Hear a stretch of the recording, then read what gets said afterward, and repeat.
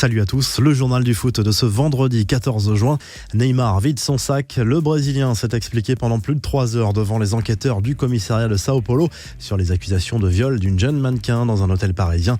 Neymar assure avoir eu des relations sexuelles consenties avec la jeune femme. Sur le déroulement des faits, l'attaquant du PSG a expliqué aux enquêteurs qu'il avait bien frappé la jeune femme pendant le rapport sexuel, mais à la demande de la présumée victime.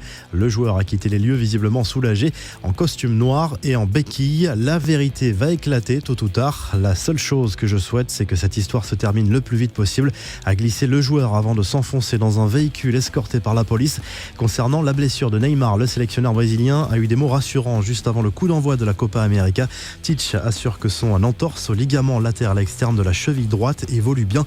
Pour lui, le joueur sera rétabli plus vite que prévu. Une bonne nouvelle pour le PSG qui avait tablé sur une absence d'1 mois. La Seleção débute la compétition sans Neymar dans la nuit de vendredi à samedi contre la Bolivie. Coup d'envoi à 2h30 sur beIN Sport 1.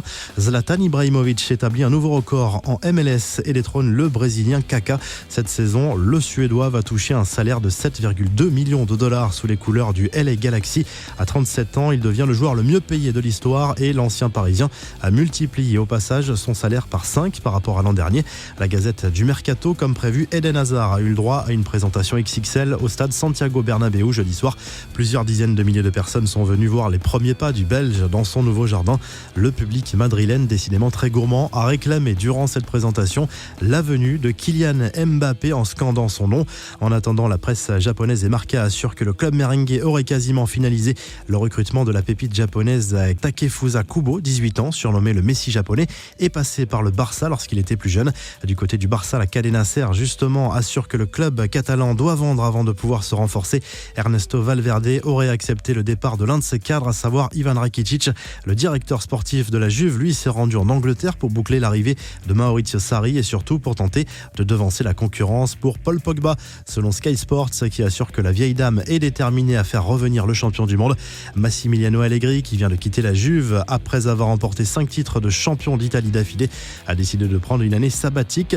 Info officielle, Lyon a recruté Cyprian Tatarusanu, le gardien international roumain de 33 ans, arrivé en fin de contrat avec Nantes. Enfin, Diego Maradona a décidé de quitter ses fonctions d'entraîneur des Dorados de Sinaloa en D2 mexicaine. La légende argentine va consacrer son temps à sa santé. Cette info en bref et en image, le joli cadeau pour les joueurs de Liverpool qui ont reçu un téléphone personnalisé pour leur victoire en Ligue des Champions cette saison contre Tottenham. C'était début juin. Un appareil doré dont le prix est estimé à environ 4 000 €.